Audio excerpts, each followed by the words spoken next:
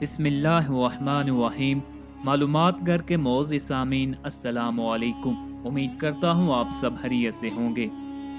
روایات میں آتا ہے کہ حضور سرور کائنات صلی اللہ علیہ وسلم کے وصال مبارک کے تقریباً 10 ایام کے بعد ایک اعرابی بیابان سے چل کر مسجد نبوی کے دروازہ پر آیا۔ اس نے اپنا چہرہ چھپایا ہوا تھا، یعنی چہرہ پر نقاب ڈالا ہوا تھا۔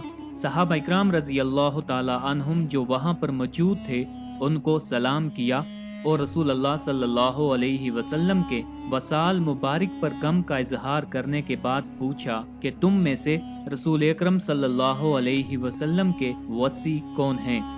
حضرت ابو بکر صدیق رضی اللہ تعالیٰ عنہ نے حضرت علی رضی اللہ تعالیٰ عنہ کی طرف متوجہ کیا۔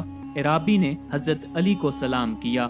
حضرت علی نے جواب دیا، وعلیکم السلام یا موذر۔ یہ سن کر سب حیران ہوئے۔ اعرابی نے کہا، آپ کو میرا نام کیسے معلوم ہوا؟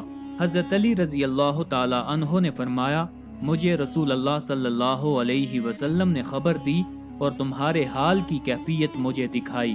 اگر تم چاہتے ہو کہ میں نے رسول اللہ صلی اللہ علیہ وسلم سے جو کچھ تمہارے بارے میں سنا ہے تم سے بیان کروں تو میں تم سے بیان کر دیتا ہوں۔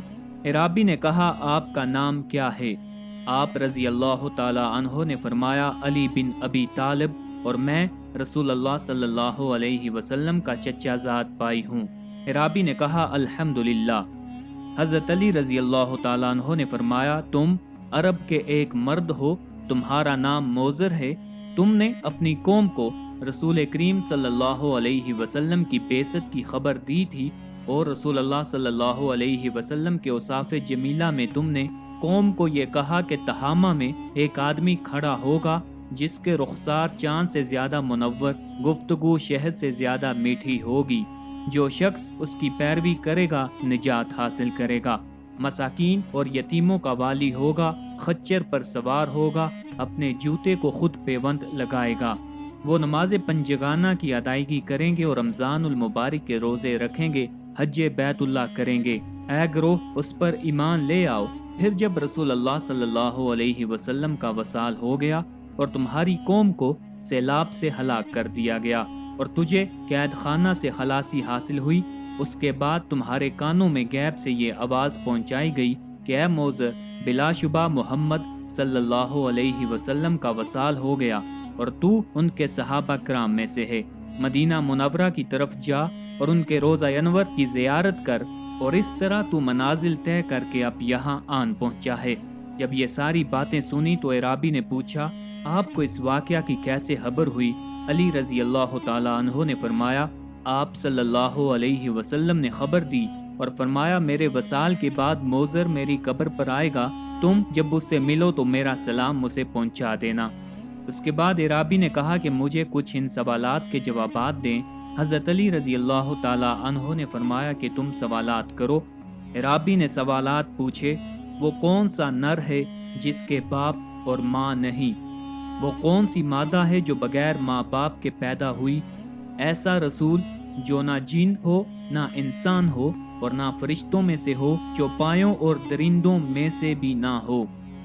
ایسی قبر جس نے قبر والے کو بھی سیر کرائی ہو، ایسا حیوان جس نے اپنے ساتھیوں کو ڈرایا ہو، ایسا جسم جس نے ایک بار کھایا پھر کبھی نہیں کھایا، زمین کا ایسا حصہ جہاں ایک بار سورج چمکا اور پھر کبھی نہیں چمکا، ایسا پتھر جس سے زندہ کی پیدائش ہوئی، وہ عورت جس سے 3 ساتھ میں لڑکے کی ولادت ہوئی، 2 ساکن جو حرکت نہیں کرتے، 2 متحرک جو ساکن نہیں ہوتے، 2 دوست جو دشمن نہیں ہوتے، 2 دشمن جو دوست نہیں ہوتے۔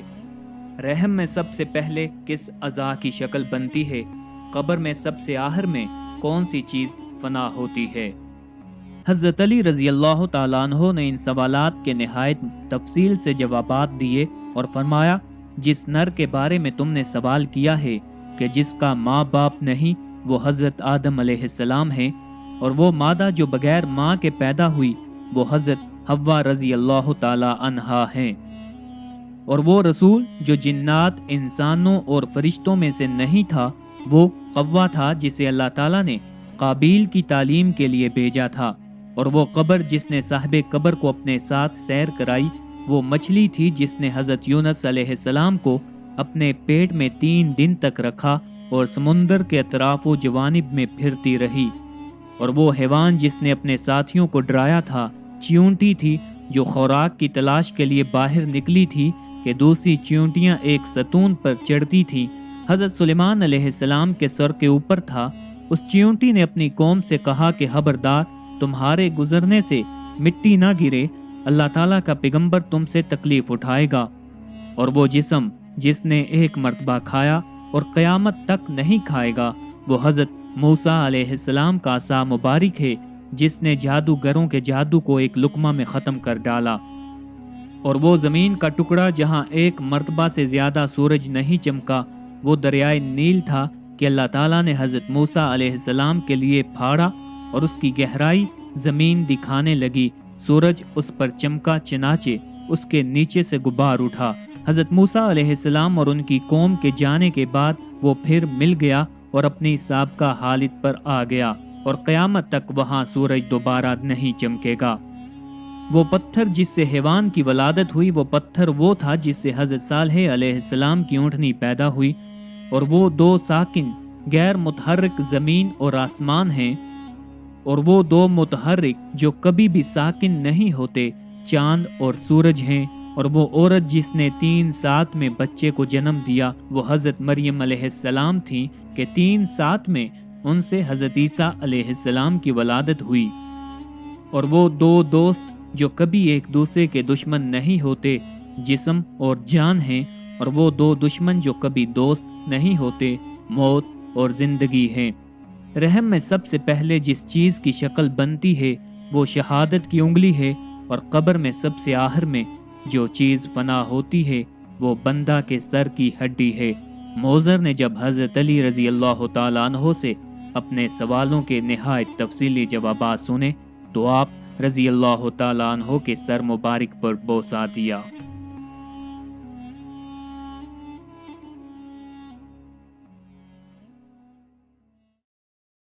تخلیق کائنات سے لے کر رسول اللہ صلی اللہ علیہ وسلم کی آمد تک صحابہ اکرام کے واقعات، تابعین، اولیاء اللہ کے واقعات، حضرت علی رضی اللہ تعالی عنہ کے اقوال زری، خوابوں کی تعبیر اور اس کے ساتھ ساتھ نئی اور جدید معلومات جاننا چاہتے ہیں تو ہمارے چینل معلومات گھر کو ضرور سبسکرائب کریں۔